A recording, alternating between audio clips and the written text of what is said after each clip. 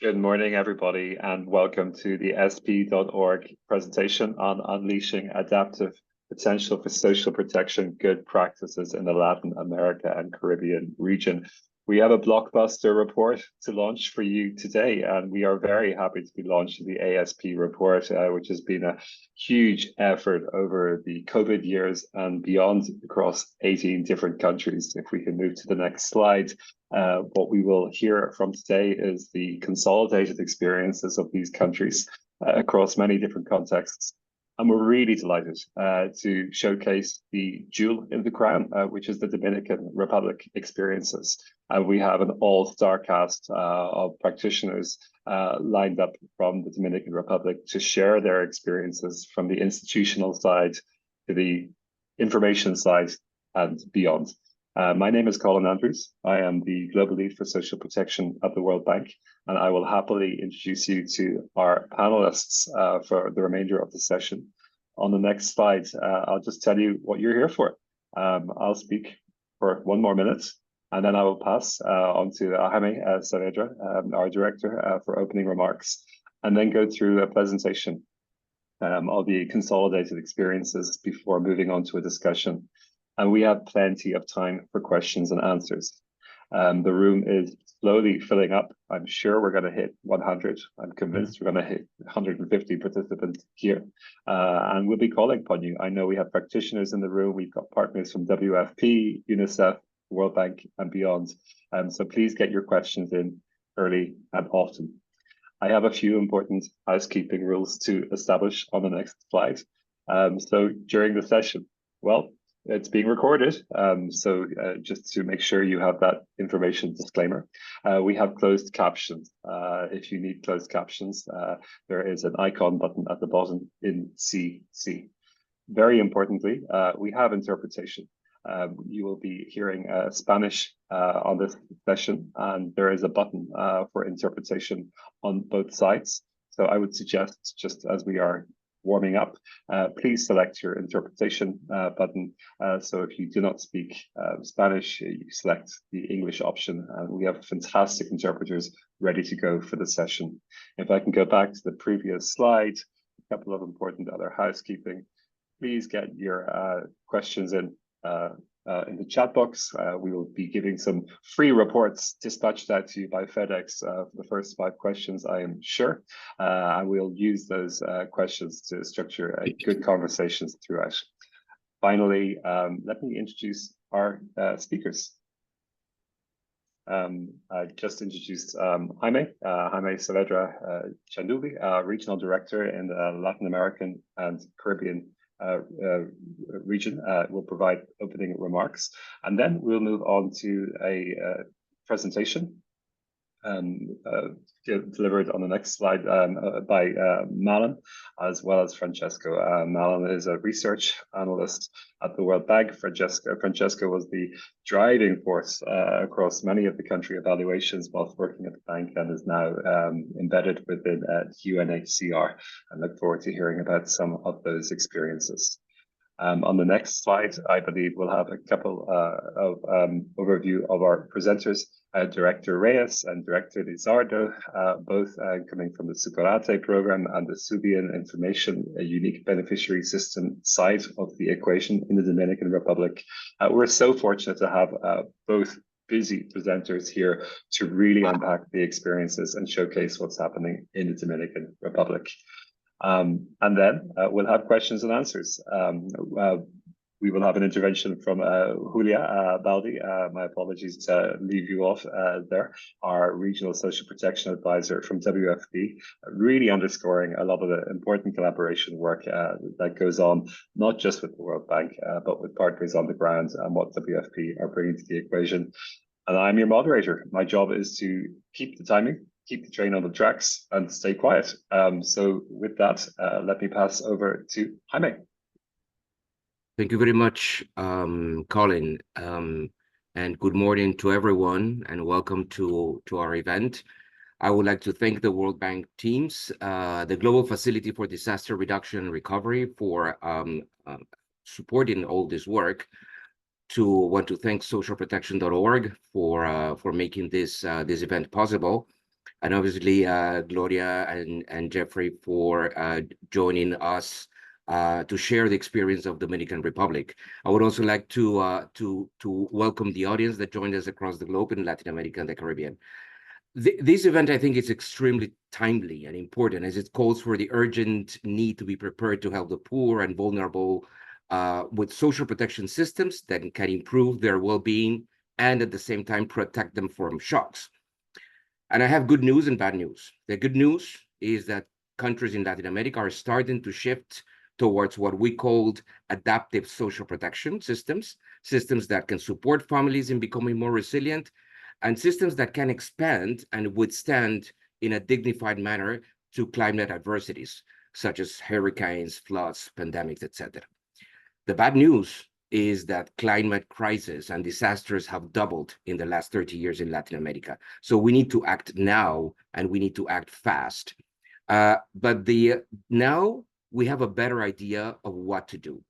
Efficient social registries that can help us identify those needs that are well integrated with effective payments mechanisms can make a difference between a family having food or not after a devastating hurricane, for example, and can deter a shock of having a long-lasting scar in the life of a child. The responsibility that then is on us. Let me switch for a moment to Spanish, recognizing that a lot of our audience is in that language.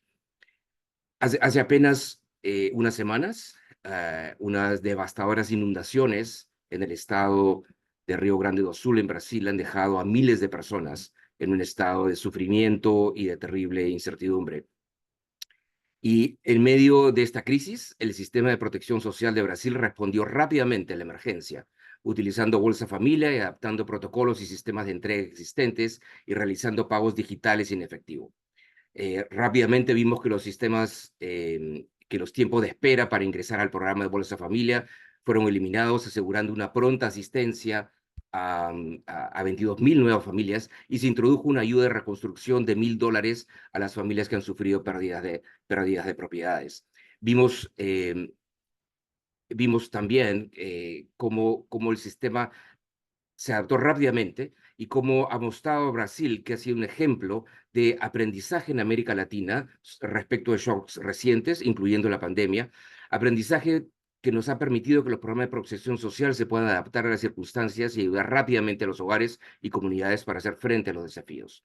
Hoy día tendremos la oportunidad de escuchar de otra experiencia, la experiencia de República Dominicana, que va a ser presentada por Gloria Roely Reyes, la directora general de Supérate, y Jeffrey Lizardo, que es el director general del SIUBEN, el Sistema Único de Beneficiarios de la República Dominicana. Y permítanme destacar que este país ha sido un ejemplo positivo en la región, o es un ejemplo positivo en la región. Hemos conocido de muchos casos de madres cabeza de familia que debido al huracán Fiona en el año 2022 perdieron sus casas y todo lo que tenían. Y fue ahí, en medio de esa incertidumbre, de ese golpe emocional y económico, que encontraron una rápida, oportuna y focalizada respuesta del gobierno ante la emergencia y recibieron, a través del bono de emergencia, una ayuda que era urgente. La República Dominicana cuenta con una estrategia nacional de protección social adaptativa, lo cual lamentablemente no es el caso de muchos otros países de la región. Y esto refleja el compromiso político del gobierno por atender a la población más pobre y vulnerable.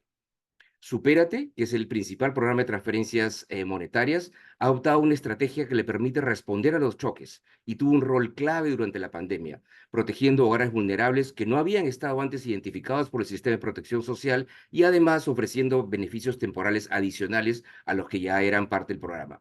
Es decir, ese es un buen ejemplo de un sistema adaptativo, de una expansión horizontal y vertical, que llevó a la República Dominicana a duplicar la cobertura del programa entre el 2020 y 2021 y luego institucionalizar un bono de emergencia. Ahora, todo programa de transferencias debe apoyarse en un buen registro social y en la República Dominicana el SIUBEN, el Sistema Único de Beneficiarios, cubre cerca del 60% de los hogares del país y se espera llegar al 85% en los próximos años. Nosotros desde el Banco Mundial agradecemos la oportunidad que nos brindó el gobierno de la República Dominicana de apoyar en el desarrollo de su estrategia nacional, en la implementación y evaluación del bono de emergencia y en la modernización del sistema de pagos.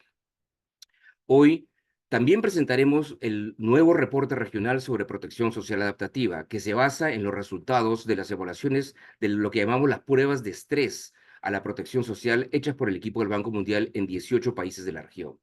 Estas pruebas de estrés miden la capacidad de los gobiernos de adaptar y expandir sus sistemas de protección frente a los shocks.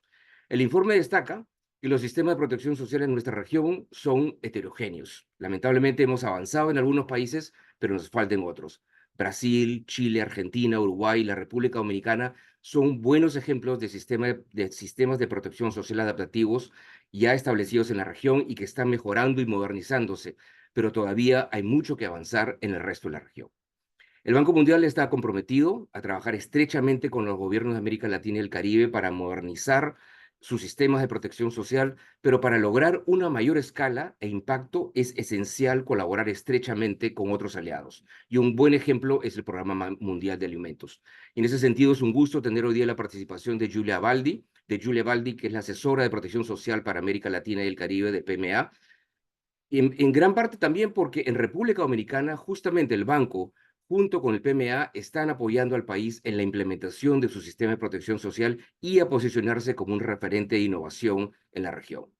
Esperamos que las experiencias que destacaremos hoy sean de utilidad para seguir avanzando en sistemas que permitan brindar a los hogares y comunidades las herramientas para hacer frente a los shocks climáticos, económicos y sanitarios que están volviéndose más recurrentes en nuestra región y evitar que estos shocks tengan un impacto negativo en su bienestar.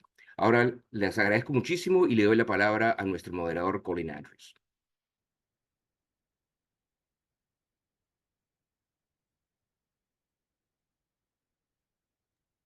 Thank you very much.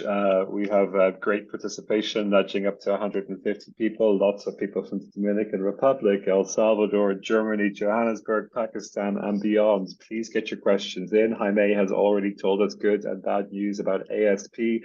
He's already covered definitional issues. If you've got questions, if you want to know about how this is being adapted, what this means for your context, please get those questions in. We want to make this a good and lively discussion.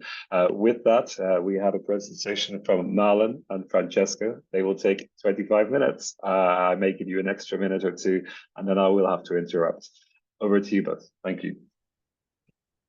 Thank you, Colin, for the introduction, and thanks to all of you for joining us for the launch of the Unleashing Adaptive Potential for Social Protection report. So this report stems from assessments conducted in Latin America and the Caribbean region, and it's examining the readiness and capacity of various social protection systems to respond to climate-induced disasters and also to other shocks. The findings of the report are particularly relevant today as the pressure and impacts of climate change continue to escalate. Our hope is that the report and also the good practices will serve as a blueprint for protecting the poor and vulnerable from the increasingly harsh realities of climate change. Next slide, please. For today's presentation, I will start by providing an overview of the landscape in Latin America and the Caribbean. This includes illustrating the impact of climate change on the region and specifically how it disproportionately affects the most poor and vulnerable populations. But we will also look at the state of social protection systems in the region. Following this, I will delve into what adaptive social protection is and how we have evaluated the adaptiveness of systems across Latin America and the Caribbean. After this, I'm going to pass the floor to my co-author, Francesco Tisei, who will walk you through the findings of the report. This will include the identification of good ASP practices, the shortcomings observed in social protection systems across the region in responding to shocks, as well as the key recommendations. Finally, Francesco will also conclude with some strategic and technical considerations. Next slide, please. And then you can go to next. Thank you. During the past decades, climate-induced events and disasters have increased in frequency and severity in luck. As we can see on the left, there is an upward trend of annual disasters. In fact, they increased by 200% over the past 30 years in the region. And this resulted in more than 2,000 recorded disasters. The LAC region is hit by a variety of shocks. The subregions Central America and the Caribbean are vulnerable to the same types of shocks, which include storms, floods, and earthquakes. On the other hand, we have South American countries where floods and landslides make up the bulk of disasters. But during recent years, the South America subregion has also experienced an increase in droughts. In addition to this, we should not forget about other types of shocks that the region is regularly affected by, including economic shocks like recessions or global commodity price fluctuations. Next slide, please. Poverty rates and extreme poverty rates have decreased across LAC over the past decades, as seen in the graph to the left. However, climate change is expected to dramatically reverse those gains. According to 2020 estimates by the World Bank, by 2030, climate change could drive anywhere from 2.4 to 5.8 million people into extreme poverty in the region. Poor people are also disproportionately impacted by climate change. And there are several reasons for this. Often poor and vulnerable live in more shock-affected areas. They tend to experience greater proportionate losses compared to those with more wealth. And lastly, they have fewer resources to recover from shocks.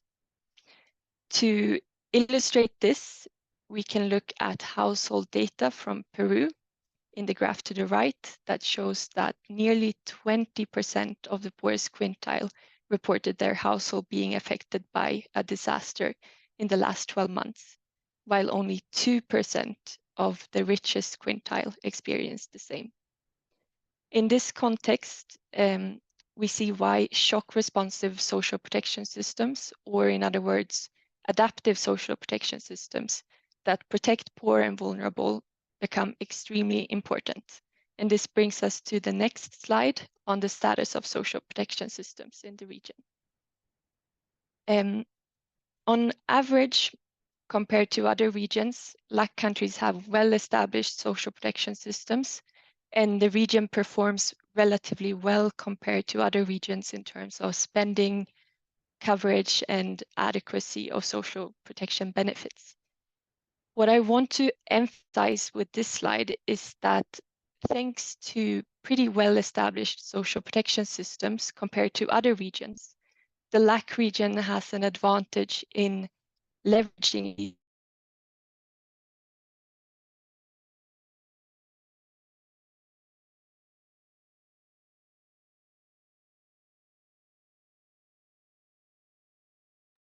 I'm wondering if Marlon's connection has gone. Am I here? Marlon, yeah, we just lost you about 30 seconds ago. Okay. Are we have we a history, on the... You said we have a history of leveraging, and then you stopped. Okay. So I talked about the social protection response in LAC during the pandemic, which is a good example of how social protection systems were expanded to protect the most poor and vulnerable. Learning from the pandemic experience and also from other shocks, our report has collected both good examples, but also tried to identify the weaknesses of different systems. And it is highlighting the need for continued investment in adaptive social protection. But what is adaptive social protection? This brings us to the next section. Next slide, please. Thank you. As we can see here at the World Bank, we have a pretty long definition of ASP, but to put it simply, adaptive social protection means preparing and strengthening social protection systems to support poor and households before, during, and after shocks. Next slide, please.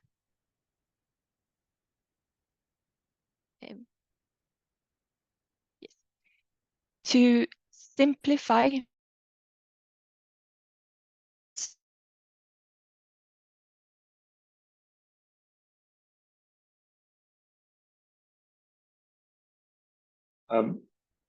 Malin, I think you can hear me. I'd suggest to go off camera if that's okay, because I think you're having broadband issues. But if you go off camera, I think we'll hear you better.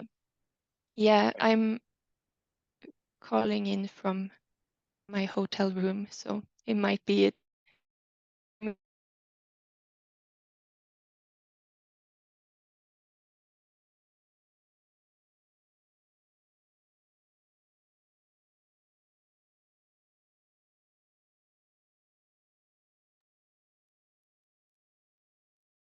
So it's kind of always like this when you're on a live performance, you can expect issues to happen. Malin, I'll let you go. I think we can hear you again. I'm not so sure if Francesca wants to be a backup either. Over to you. I think that I will try to do this quickly. I'm sorry, I'm on a mission in Guatemala and I'm sitting in my hotel room trying to I'm hoping that this will work. So just to simplify the adaptive social protection concept, let's break it down into 4 main building blocks, namely programs and delivery systems, data and information, finance, and institutional arrangements and partnerships. Now, starting with programs and delivery systems, assistance to respond to a shock should utilize existing or predefined social assistance programs and delivery systems. A country with a robust social assistance program in place with high coverage is already in a good place to do this. After a shock hits, programs focusing on economic inclusion and livelihood diversification can help households to bounce back. The next building block is data and information. Data and information can be gathered through early warning systems and social registries. Social registries help us understand who needs help, while early warning systems tell us where the shock is and how bad it is. The right data and information can support the deployment of timely and empirical assistance before, during, and after shocks. Also, financing is essential. We need money set aside for shocks and we need it quickly. Here, the main idea is to set aside or earmark money for shocks and channel this through the social protection systems. Applying a risk layering approach to financing that combines different lines of credit and insurance can support the fast mobilization of funds. Lastly, partnerships and clear roles are key. We need to know who is responsible for what part of the response, especially between social protection and disaster risk management sectors. Next slide, please.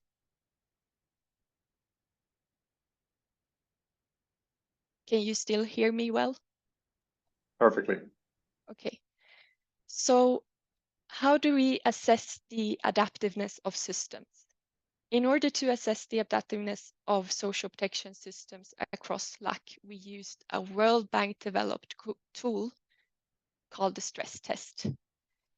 The stress test evaluates the ability of existing social protection systems to scale up during shocks through a qualitative and a quantitative approach. We can see the coverage of the stress test assessments in this map, and our assessment covered 18 countries across LAC between 2021 and 2023. Next slide, please. So how does the stress test work? The stress test is a questionnaire-style assessment. It's organized into 4 main sections and 8 subsections, and they are all aligned with the building blocks of adaptive social protection. Each section contains a set of questions aimed at evaluating specific aspects of social protection. So for instance, for the program section, the stress test examines the existence of social assistance programs, and the coverage of these programs. It also looks at the mechanism for transferring payments and the program's ability to scale up payments after a shock. Responses to the stress test are gathered through interviews with key stakeholders from the social protection, disaster risk management, and finance sectors of each country, and they are supplemented by desk research. Based on the responses, the assessment provides a scoring between 1 to 5 and a rating telling whether the system is latent, nascent, emerging, established, or advanced. Next slide, please. So from our analysis using the stress test, it is evident that social protection systems across the region exhibit varying degrees of adaptiveness, with some countries performing better in some building blocks and some performing better in others. So here in the map, we can see that some countries are established and some are nascent in their scoring. The report has learned from all these scores and highlights both the good practices identified through the several stress tests, but also the main challenges in the region. We hope, again, that our report can be used to guide dialogue, inform policymaking, and encourage knowledge exchange around adaptive social protection in the LAC region, but also globally. And lastly, the results that we are presenting today are not intended to establish a ranking of adaptiveness between countries. And this is a very important point to bear in mind as Francesco presents our findings. I will now leave the floor to my co-author, Francesco. Sorry for the connection issues, and thank you very much. Thank you very much, Malen, y buenos días a todos y todas. As mentioned by Malen, this section of the presentation mirrors the chapters in the chapter in the report that sheds light on the good practices around adaptive social protection in the region, segregated by the 4 building blocks that we've just seen. Next slide, please. Yeah, so the figure in the slide shows the overall score for the building block of programs and delivery systems by country assessed. Compared to other regions, many of the social protection schemes and associated delivery systems are already quite established in the region. In this sense, the recent large-scale covariate shocks that occurred over the past 3-4 years have really underscored the value added of continuing to direct support through existing government-run social protection schemes, and also continue to really modernize their associated delivery systems. Next slide, please. Yeah, so when discussing good practices around social protection programs in the region, it's really not possible not to mention the case of Brazil. And that's mainly due to its world-renowned social protection system, which comprises various programs and covers an extensive portion of the vulnerable population in the country. Before 2019, in fact, approximately 90% of Brazilian households had at least one member eligible for a form of protected income, whether through formal employment, old age benefits, or household income levels.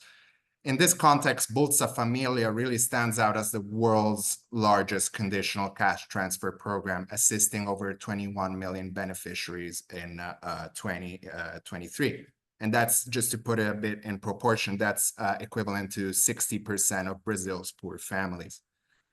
In response to COVID, Bolsa Familia underwent a horizontal expansion, adding a caseload of 1.2 million new families. This shock responsive initiative was complemented by additional measures such as the temporary emergency cash transfer program called Auxílio Emergencial. It's important to also note that Bolsa Familia had been previously utilized for shock responses and not only for COVID, and that has been the case during the tragic collapse of a dam in the municipality of Brumadinho in 2019.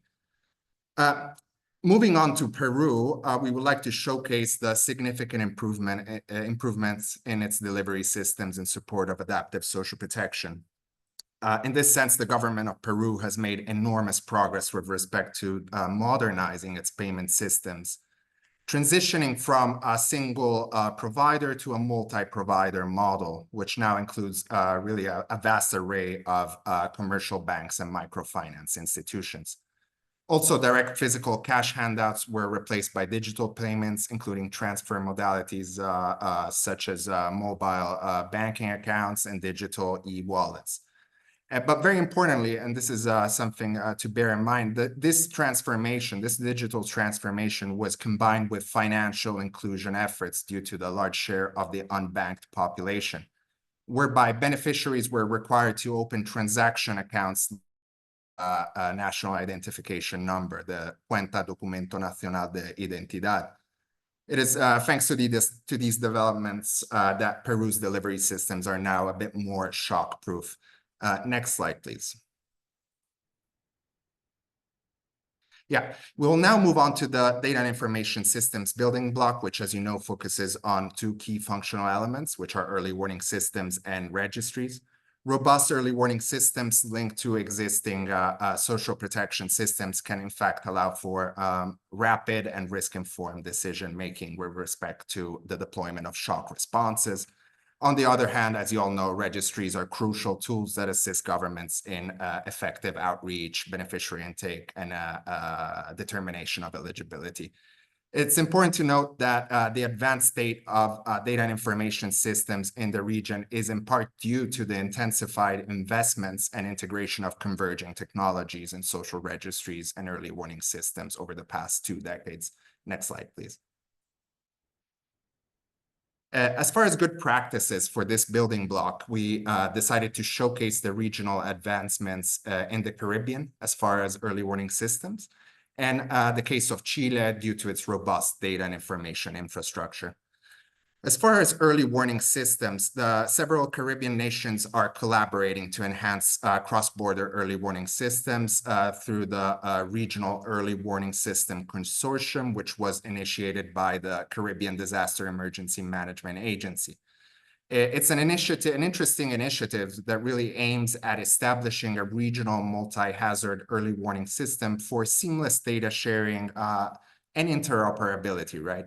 And also, it favors cross-learning across in the sub-region.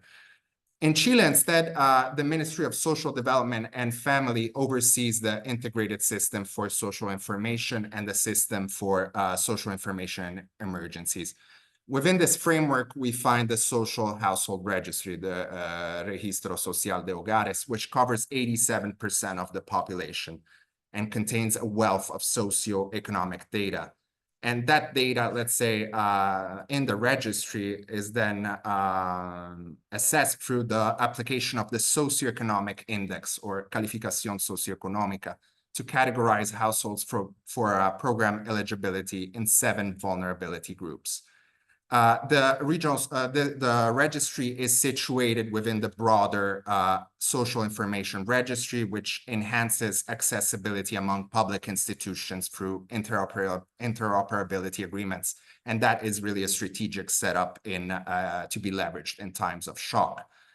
It's worth mentioning in conclusion that the registry is supported by a powerful post-disaster assessment tool called the Ficha Básica de Emergencia, or the version tailored to droughts, so Ficha Básica de Emergencia Hídrica, which helps promote risk-informed decision-making vis-a-vis the type of assistance required and other programmatic parameters in the aftermath of a disaster. Next slide, please. Yeah, so based on our assessments in the region, the finance building block has been consistently rated as the weakest one, with most countries scoring either nascent or emerging. These ratings can be explained in many cases by the lack of clear commitments to disaster risk financing, or also limited investments in government technical capacity to analyze and model the potential cost implications of shocks, and also the lack of risk transfer systems or mechanisms linked to the social protection sectors. Next, please. Yeah, and an example we would like to showcase is the Caribbean Catastrophe Risk Insurance Facility, also known as CCRIF, pioneering a transnational parametric risk pool with 19 Caribbean governments and 3 Central American governments as its members. The payouts of this facility cater to immediate post-disaster necessities such as food, water, and medicine and road clearance. As one of its members, Belize is covered by insurance policies for various disasters such as hurricanes, excess rainfall, and earthquakes. However, it's worth mentioning that the government of Belize has received payouts from this insurance only on one occasion, mainly because the conditions of the policies are rarely fulfilled after hurricanes. However, in 2022, WFP entered an agreement with the government of Belize to receive a top-up of $100,000 per year for the premium of the CCRIF tropical cyclone and excess rainfall policies, but WFP colleagues can complement. Next slide, please. Yeah. Well, when it comes to institutional arrangements and partnerships, considering the growing prominence of the social protection sector in shock response, deployment, and management, the need for clear institutionalized linkages between disaster risk management and social protection sectors has become increasingly important from an adaptive social protection perspective. Defining institutional arrangements within government vis-a-vis shock response deployment can also pave the way for smooth external coordination with non-state actors. Next slide, please. Yeah, for this building block of the ASP framework, we decided to feature the example of the Dominican Republic. I will go briefly over this, but since 2019, the government of the Dominican Republic has diligently and relentlessly worked to establish robust ex-ante institutional arrangements under its Estrategia Integral de Protección Social Adaptativa, which aims to enhance really the coordination between social protection and disaster risk management systems. Specifically, protocols have been developed to enable swift response of social protection programs to disasters, improving their overall effectiveness in times of shock. Some of the measures included refining the SUPEN, the social registry, to identify affected households and establish eligibility criteria for emergency response programs. Additionally, the social subsidy administration, ADES, was adapted to ensure seamless benefit distribution during emergency. And also on the disaster risk management side, there's a national plan for integral disaster risk management and also a national emergency plan that outlines a bit the roles and responsibility during crises. So overall, we can see there's a clear definitions of roles and responsibilities across sectors in times of shock in the country. Next slide, please. Yeah, so thank you. So the diagnostic efforts that informed the report highlighted a number of overarching shortcomings across all building blocks of the ASP framework. I will only mention one per building block due to time constraints, but I do invite you to refer to the report for further details.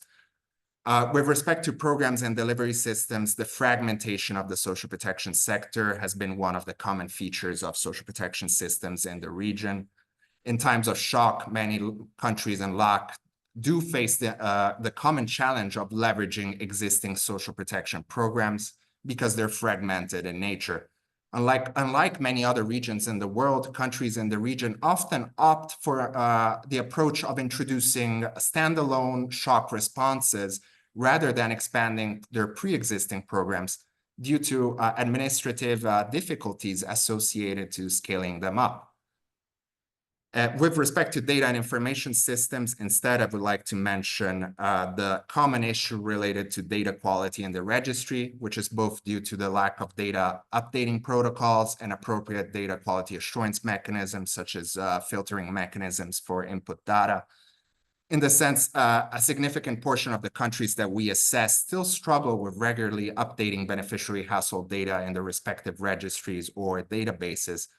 And this can be also due to the absence of automated internal protocols for updating household records. And that obviously has repercussion on beneficiary targeting, selection and targeting. When it comes to finance, I would like to underscore the fact that most of the countries that we assess do have disaster risk financing legislation in place, which is great. But then again, in many cases, they lack concrete linkages to adaptive social protection for the channeling of assistance after a shock. In this sense, most post-disaster social protection programs or responses rely on ad hoc budget reallocations or really slow to arrive international assistance, therefore really falling short in the objective of providing timely support. Finally, with respect to institutional arrangements and partnerships, I would say I would underscore the lack of institutionalized linkages between disaster risk management and social protection in many countries in the region. And that's obviously something which leads to ad hoc post-disaster coordination and affects can hinder in a way the quick deployment of much needed assistance. Next slide, please. Yeah, I'll go quickly over the recommendations for programming. For programs, we obviously we have a few recommendations here, but I would like to highlight the one about addressing the fragmentation of the social protection sector. And that can be done by starting to review and address some of the gaps and overlaps in the various social sectors. While for delivery systems, it is pertinent to take inspiration from the Colombian and Peruvian examples of combining investments in modernizing payment systems and combining them with financial inclusion efforts. For early warning systems within the data and information pillar, there's the need to work towards legally recognized objective early warning triggers, which are linked to the scale up of social protection programs. For registries, on the other hand, working on the overall improvement of the quality of data is something to be prioritized. Details on how to approach this can be found in our report, but also other World Bank knowledge products. For financing, while a number of structural improvements would be required for many countries, I would say that adopting a risk layering approach that provides a diverse and multifaceted strategy to manage financial impacts of disasters is definitely to be considered a priority. While finally, for institutional arrangements and partnerships, it is worth mentioning that in many contexts, particularly those with emerging social protection systems, there's a need to move from the ad hoc post-disaster linkages to something which is a bit more predictive, right? And in this sense, policymakers must update their disaster risk management policies in many cases to really recognize the role of social protection in shock response and therefore help bridge the gaps between the two sectors. National adaptive social protection strategies, such as the one in the Dominican Republic, can really facilitate this. Next slide, and then I'm done. Yeah, so overall, I think it's safe to say that adaptive social protection is providing a useful framework for governments in the region to make their social protection systems more capable of building household resilience vis-a-vis the wide range of hazards and shocks to which they are exposed. In its final chapter, among other topics, the report really outlines how ASP also holds significant potential as a tool to address some of the structural socio-economic challenges in the region, for instance, by enhancing data and information systems and implementing legal and policy reforms. Adaptive social protection can really identify and include migrants and forcibly displaced persons in routine social protection systems and provide them with support in times of shock, for instance.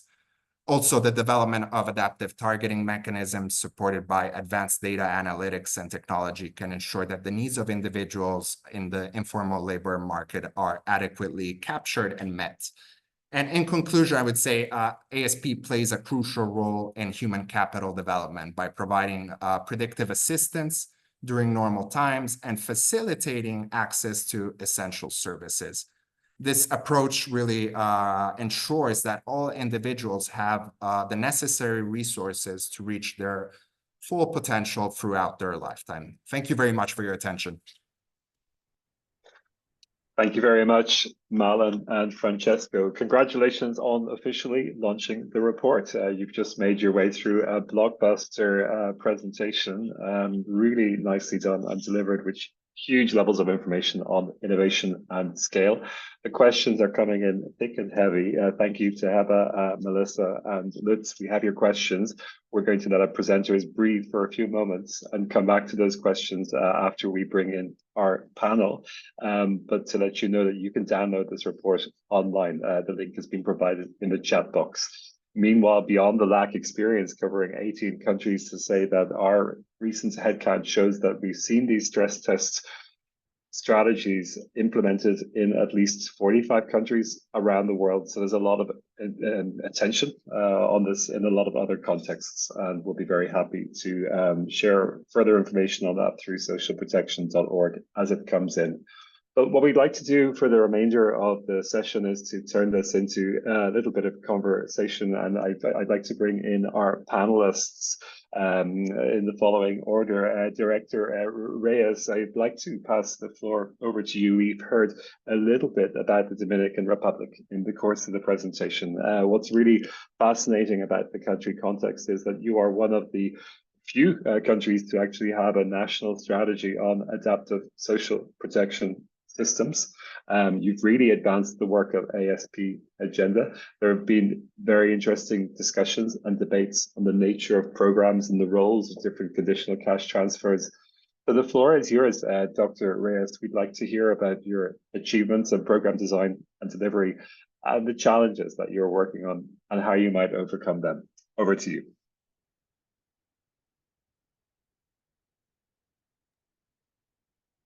Muchísimas gracias, muy buenos días. Primero quisiera agradecer por la invitación y por siempre promover a la República Dominicana en lo que respecta a la protección social adaptativa y por considerar nuestro país como un sistema consolidado. Esto no habría sido posible sin el apoyo de aliados estratégicos como el Banco Mundial. A continuación, quisiera contextualizar cómo logramos la implementación de la protección social adaptativa en la agenda nacional. Para eso es preciso destacar que en el año 2018 el Gabinete de Políticas Sociales desarrolló una estrategia integral de protección social adaptativa, mejor conocida como IEPSA, y que ya hemos comentado en el transcurso de la mañana. Con el apoyo, esto se fue posible con el apoyo técnico del Banco Mundial y de la red de actores de la protección social en la República Dominicana. Sin embargo, en el año 2020, todos vivimos la pandemia del COVID-19, que además trajo consigo un nuevo gobierno en la República Dominicana. Este nuevo gobierno continuó con la implementación de un programa de transferencias monetarias llamado Quédate en Casa, el cual permitió al país desarrollar por primera vez este sistema en contextos de crisis. Quédate en Casa fue considerado una renta mínima temporal que buscaba garantizar la seguridad alimentaria y la protección social de los dominicanos.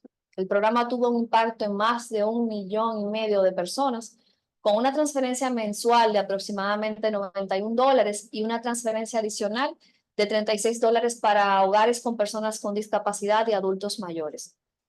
Antes de la pandemia, existían más de 800,000 beneficiarios del sistema de protección social. Sin embargo, con el objetivo de proteger el consumo de los hogares pobres, que ya eran parte de la protección social, y de entregar beneficios a hogares vulnerables que por primera vez eran identificados en el país, se logró con esta expansión duplicar la cobertura del programa. La cobertura se ha logrado estabilizar a la fecha con 1,4 millones de beneficiarios luego del desmonte del programa Quédate en Casa. Para el año 2021, el sistema de protección social fue transformado, dando formal apertura al programa Supera, el cual incluye diversas iniciativas para el combate de la pobreza desde un enfoque multidimensional y promueve el desarrollo humano de nuestros beneficiarios. Asimismo, surge por primera vez el bono de emergencia a través de este decreto presidencial, permitiendo la institucionalización de la respuesta de protección social adaptativa y constituyéndose como un apoyo económico temporal en contextos de emergencia. Posteriormente, fruto del conflicto entre Rusia y Ucrania, el país experimentó una crisis económica que generó inflación. Y para dar respuesta a este nuevo escenario y bajo el esquema que permite este bono de emergencia ante situaciones de afectación socioeconómica, implementamos el bono de apoyo familiar, que tuvo una cobertura de 1 millón de familias. También iniciamos los trabajos con diversos actores del sistema de protección social en la redacción de la guía técnica del bono de emergencia, que trazaría las pautas para implementar este bono. Para fortalecer esta guía, contamos con el acompañamiento y el apoyo de organismos multilaterales e internacionales como el Banco Mundial y el Programa Mundial de Alimentos, quienes han sido aliados importantes en todo este proceso de construcción de esta nueva política.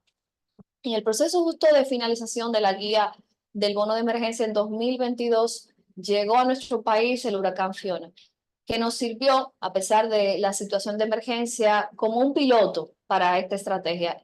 Esto nos permitió implementar diversos métodos de pago que se ajustaron a la realidad de cada beneficiario y nos ayudó a focalizar recursos para aquellos con una situación de vulnerabilidad que se agregaba a la situación de la afectación climática. La creación de este bono de emergencia nos ha permitido brindar respuestas no solo en los contextos hidrometeorológicos como huracanes e inundaciones, sino también ante contingencias sociales como explosiones, crisis económicas, como el reciente cierre de nuestra frontera con Haití. Si mencionamos algunos logros del diseño del bono de emergencia, podemos destacar los avances tecnológicos y de comunicación con nuestros beneficiarios, permitiéndonos que las personas puedan verificar su elegibilidad a través de los canales digitales y también recibiendo pagos mediante modalidad digital. Hemos fortalecido de manera muy directa el liderazgo de nuestros colaboradores que trabajan en campo y hemos generado confianza y acompañamiento a los beneficiarios antes, durante y después de la emergencia. Todo esto de una manera coordinada con los organismos de respuesta de protección civil y una combinación entre la respuesta a la urgencia y la continuidad del acompañamiento a la protección social. Sobre todo, podemos resaltar que las emergencias nos han ayudado a innovar en el mecanismo de entrega de los beneficios de las transferencias monetarias condicionadas. En nuestro caso, la República Dominicana ha entregado tradicionalmente transferencias cuasi monetarias a través de una tarjeta de afiliación al programa, que se puede hacer efectiva al comprar en los establecimientos comerciales que nosotros llamamos colmados. En el caso del bono de emergencia, es el primer intento del país para entregar transferencias en efectivo de libre disponibilidad, lo que nos ha ayudado a iniciar esta ruta de transformación para que todos nuestros beneficiarios puedan lograr también recibir estos subsidios de esta manera. Pero así como existen estos logros, también es preciso destacar los desafíos que hemos enfrentado. Y uno de ellos en el transcurso de estos años ha sido que nuestra guía diseñada para dar respuesta a situaciones hidrometeorológicas no lograba dar respuesta a todas las situaciones de emergencias que hemos identificado en el país. Y por eso justo nos encontramos en un proceso de mejora y de actualización en términos del alcance de la misma.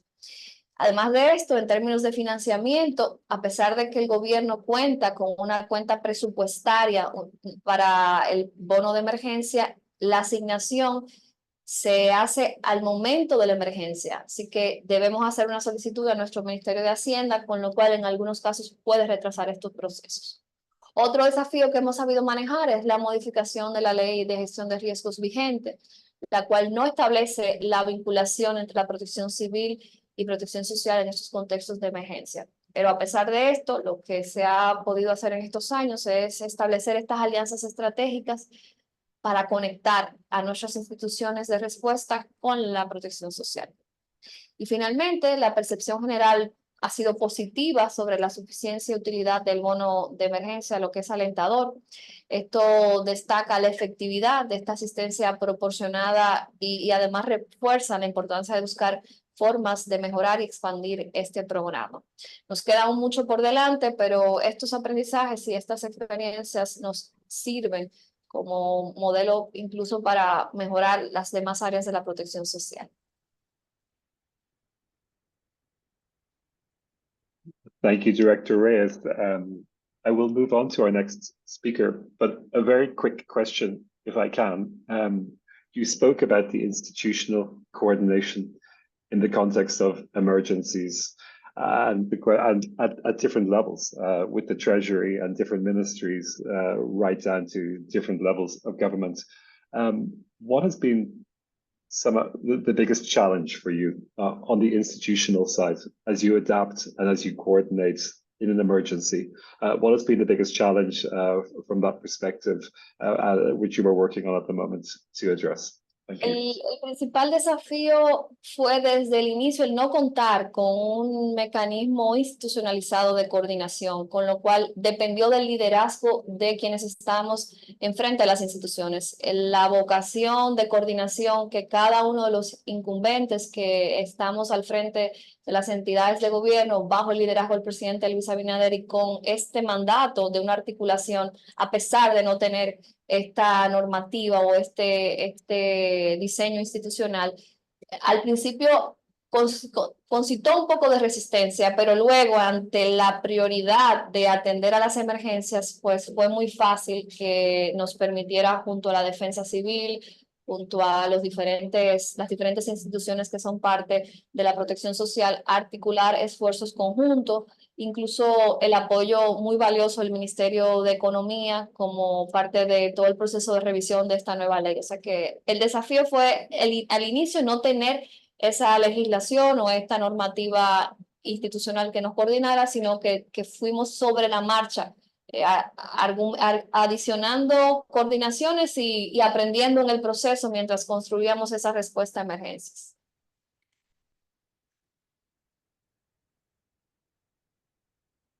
Thank you. I think we could have an entire session just on the experiences of the Dominican Republic. I'm looking at Marina in the office beside me just to say there's so many questions and issues to unpack in this experience. And I would like to bring in Director Lizardo into this conversation. I mean, as Director Reyes indicated, one of the interesting aspects of the Dominican Republic has been the connection with the social protection and the disaster risk management structures and the disaster preparedness, and how we have refined the unique beneficiary system.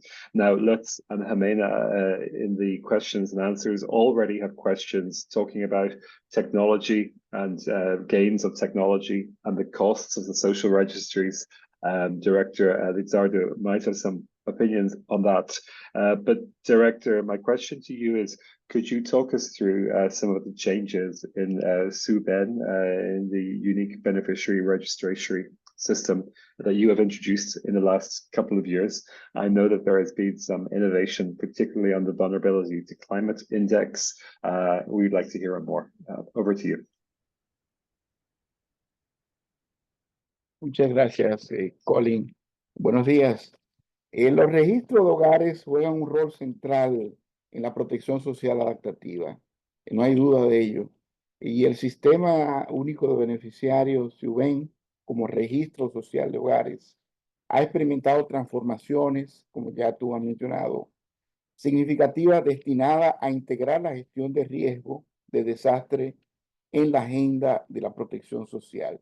Estos cambios han sido decisivos para mejorar la capacidad de respuesta de los programas de protección social, como lo ha expresado Gloria Reyes, ante crisis y desastres. Lo primero ha sido convertir el SUBEN en un sistema de información social de carácter universal, integral, interoperado y flexible, que contribuya a aumentar la resiliencia y adaptabilidad de los programas sociales ante cualquier choque, en el marco de la protección social adaptativa y con enfoque de género y de interseccionalidad.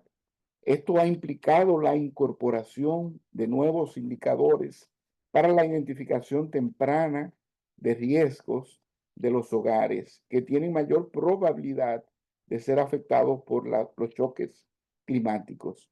Por eso, en el 2014, se desarrolló el índice de vulnerabilidad ante choque climático mediante un apoyo del Programa de Naciones Unidas para el Desarrollo. Al integrar factores como la ubicación geográfica, la resiliencia de la infraestructura y los datos históricos de desastres en nuestro registro, ahora podemos estimar la probabilidad de que un hogar se vea afectado por peligros naturales específicos como inundaciones o huracanes. Este enfoque innovador nos ha permitido identificar proactivamente hogares en riesgo y adaptar nuestros esfuerzos de respuesta desde la protección social. Este índice ha sido utilizado como insumo estratégico en el diseño de los planes nacionales de prevención, mitigación y respuesta, para el monitoreo de amenazas, vulnerabilidades y riesgos, y para priorizar recursos e intervenciones para apoyar a las comunidades vulnerables y mitigar los impactos de futuros desastres. Recientemente, los datos del IVAC se están utilizando para acciones anticipadas en caso de inundaciones, cuando las precipitaciones sobrepasan un nivel crítico previamente establecido por las autoridades. Los hogares con IVAC alto en áreas con precipitaciones esperadas por encima del nivel establecido reciben una transferencia adicional, expansión vertical, para mejorar su resiliencia ante posibles inundaciones. Adicionalmente, con los datos del IVAC y los reportes de evaluación de daños por parte del Sistema Nacional de Respuesta, generamos de una manera rápida los escenarios de financiamiento o de necesidades financieras para el despliegue del bono de emergencia para los hogares afectados por el choque de origen climático. Otra mejora importante ha sido la implementación de la ficha básica de emergencia, que sirve como registro del nivel de afectación en los hogares después del desastre. Esta iniciativa ha mejorado nuestra capacidad para recopilar y categorizar información de manera efectiva después de la crisis, permitiéndonos identificar los hogares afectados de manera rápida y precisa. En el último año, con el apoyo del Programa Mundial de Alimentos, hemos incorporado vuelos de drones para identificar de manera más precisa el nivel de afectación de los hogares. Lo dejo aquí, Colin, si tiene otra pregunta.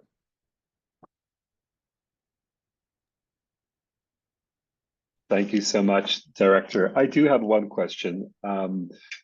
As you think about the sustainability of the social registry system, it's now covering, I think, 60% of the households. Maybe there's a target to cover 85% of the households.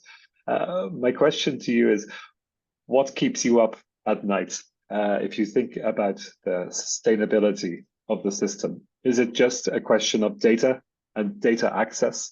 If you think about how sustainable this system is for the next 5 years, what's the one big challenge if you have to talk to your minister? Over to you. Sí, muchas gracias. De hecho, el SUBEN ha consolidado todos los registros fruto de los levantamientos, empadronamientos que se han realizado a nivel nacional, y ha incorporado innovadoras maneras de capturar datos. Por lo tanto, por eso ya hoy podemos decir que tenemos un nivel de cobertura del 78% de los hogares a nivel nacional. Hemos incorporado el autorregistro vía web y con alianzas estratégicas con instituciones como la de Supérate también, que encabeza Gloria Reyes. Y estamos haciendo alianzas también con las alcaldías y con otras instituciones para identificar población vulnerable. También, debido a la alta demanda de ciudadanos y ciudadanas para ser registrado y actualizado sus datos, hemos establecido un call center a nivel nacional, y también estamos apostando a la interoperabilidad con los registros administrativos. Precisamente hemos definido 7 áreas o circuitos de interoperabilidad priorizados. Uno de ellos, evidentemente, que es de protección social. El otro, que es fundamental e importante porque es una política priorizada del gobierno, que es el proyecto de comunidades de cuidado.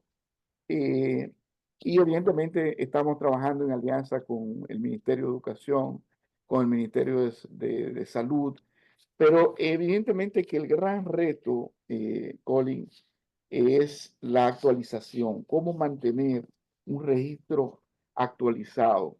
Y yo creo que tenemos que trabajar juntamente con todas las instituciones para establecer criterios para la actualización permanente de los registros.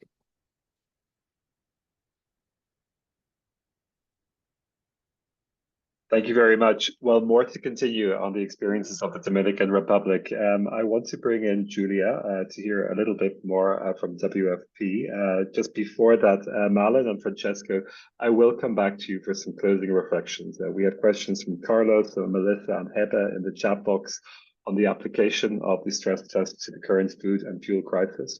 A question on ratings and the controversy of ratings in Brazil. I'd ask you that as a general question. How controversial are these ratings?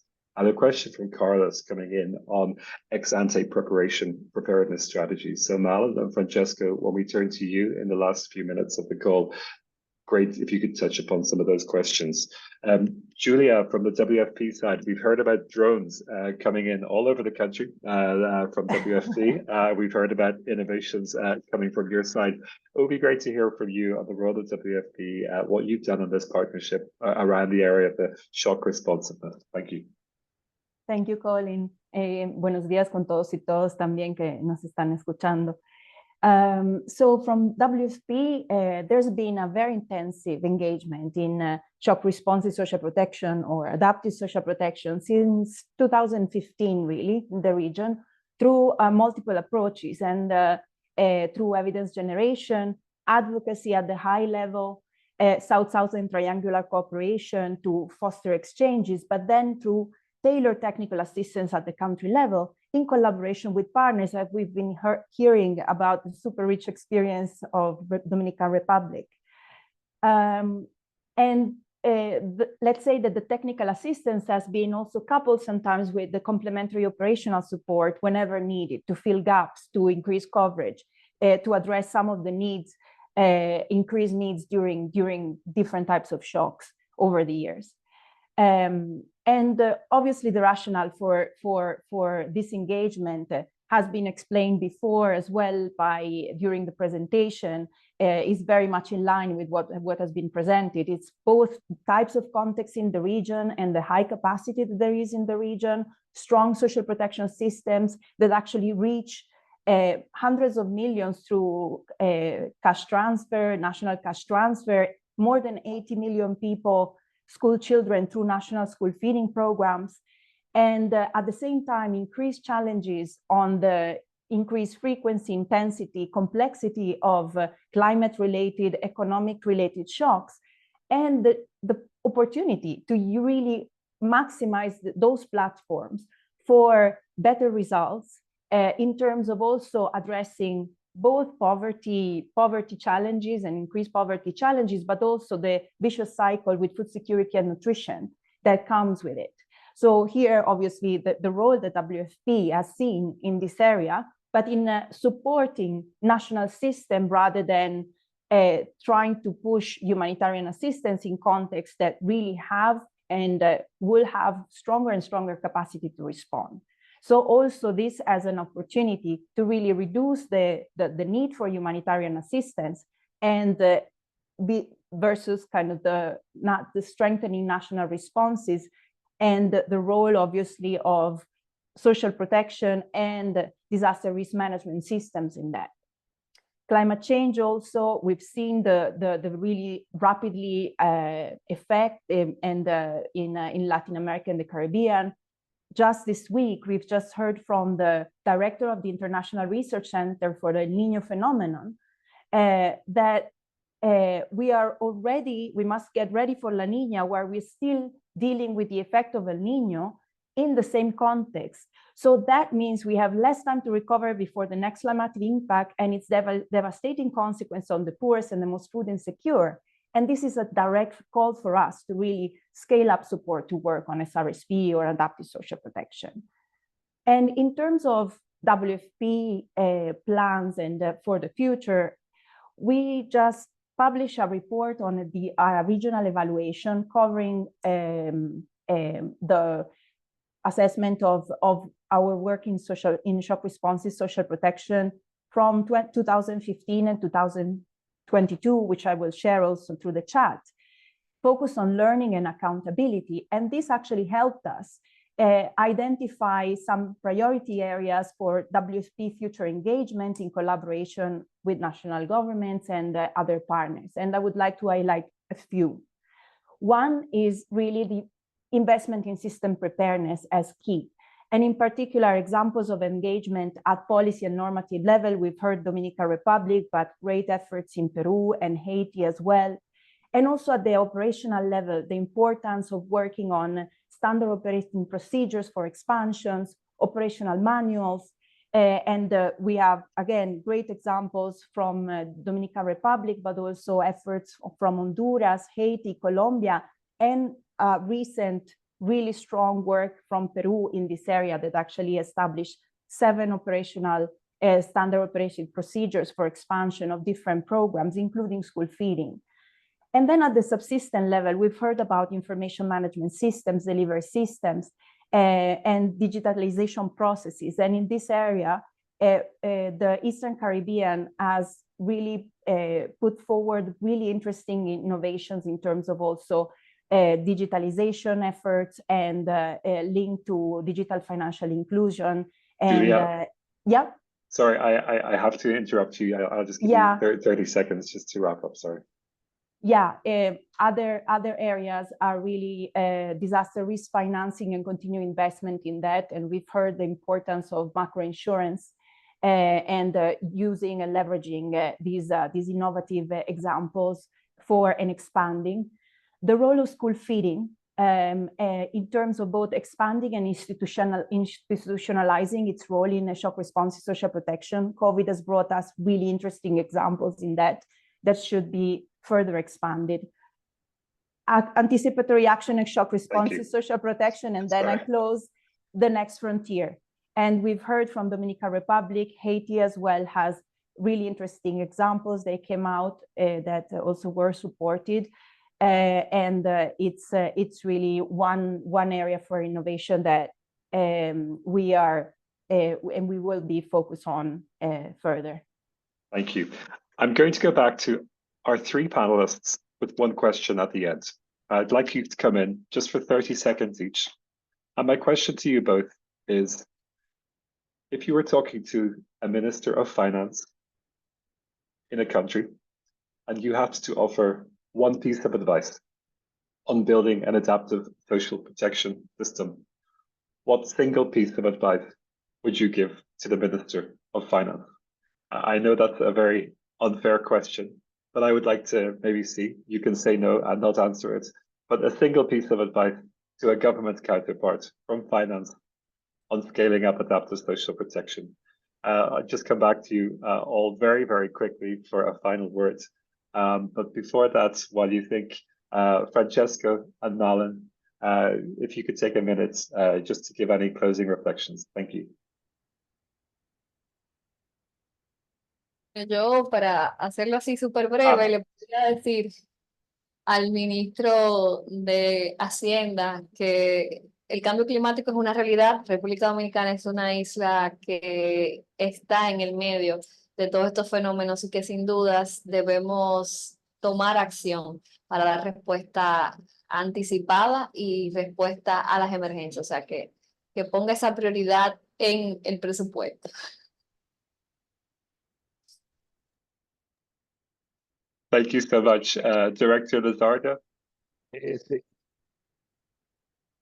importante preparar un buen caso con datos duros y evidencia. Ha sido la experiencia nuestra, Gloria, supérate, Suben, en las discusiones con la presidencia y el Ministerio de Hacienda. Cuando llevamos datos del impacto del fenómeno, de la crisis, aparecen los recursos más fáciles, pero hay que tener evidencia y datos duros. Julia, please go ahead.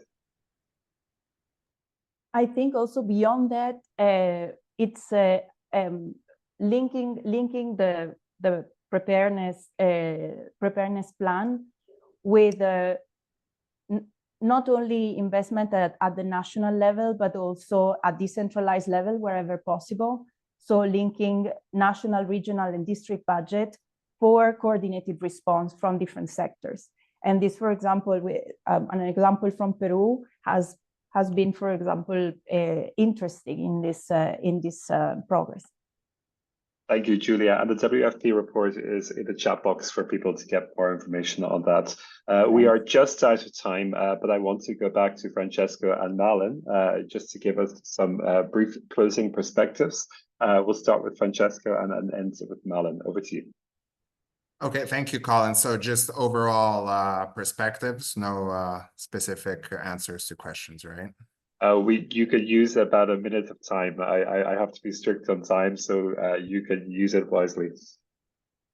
That makes sense. No, I would say just in general, by throughout the process of drafting this report and carrying out the various assessments, I think this in its entirety, this diagnostic package will now really put the World Bank alongside its development partners, such as the World Bank, in a good position to continue providing a bit more tailored support to governments in the region and around adaptive social protection. And I think it's really important to think about how to utilize this evidence that has been generated and how to really take into account some of the various regional and country-specific socioeconomic dynamics that are specific to the region.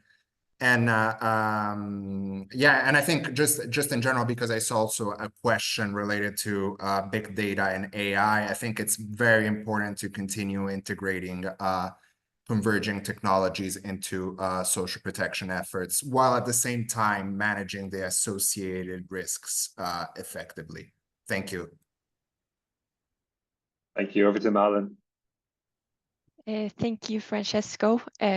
So I think it's evident that there are good practices in the LAC region from our report, but there's also continued work to be done in the area of adaptive social protection.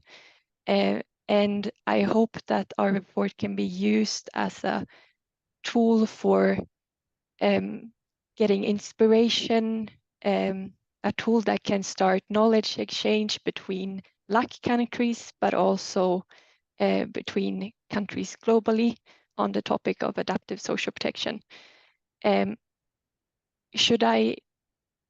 Should I also address a question, Colin?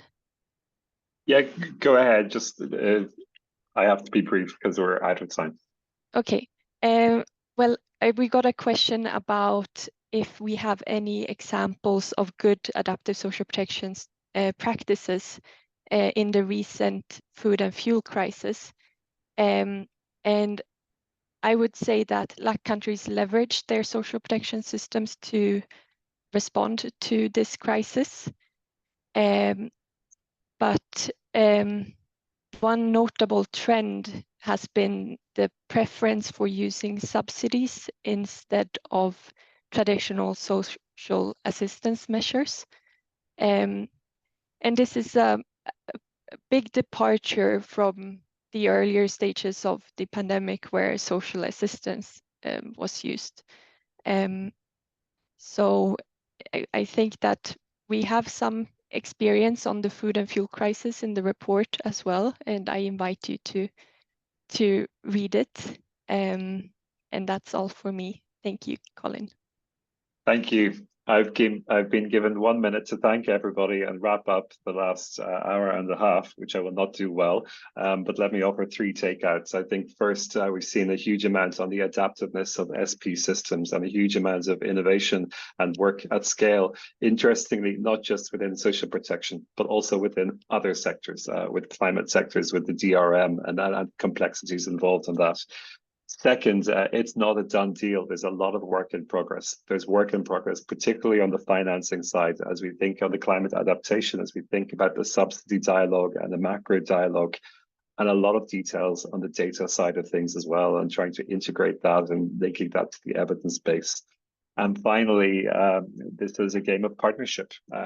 This is not kind of a job for one particular entity to take on. And I think that's a nice segue to providing thanks. I want to provide thanks. Francesca and Malin are here as kind of representatives of an army of people behind a big report. So congratulations to the team, including Marina and Lutz on that report itself. I want to thank our interpreters and Paula from the socialprotection.org side for facilitating a huge amount of back-end work and making this interpretation exchange possible. I would then like to thank, and I'm hoping I'm not forgetting anybody, all of our panelists and speakers. Julia from the WFP side, thanks for your time and the links, and sorry to interrupt you towards the end. And our speakers from the Dominican Republic, Director Luzardo, Director Reyes, I think this is to be continued. We look forward to having a follow-up session with you. Thank you all for tuning in. The recording will be online and information will be online on socialprotection.org. That's all for today. Thank you very much to all.